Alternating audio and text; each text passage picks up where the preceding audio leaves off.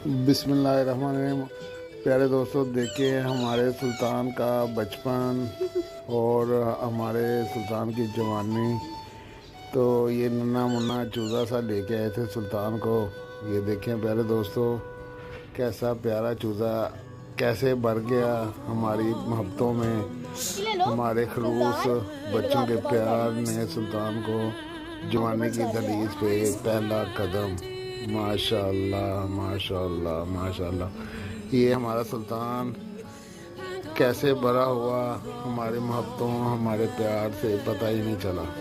ये तो देखिए हमारे सुल्तान को आज़ादी चाहिए मगर सुल्तान को आज़ादी नहीं मिलेगी। ये हमारे दो मासूम नीचे टिंगू मिंगू भी है जो बहुत डरते हैं, मगर ये सुल्तान देखें अब ताला खोल रहा है। ये देखिए मेरा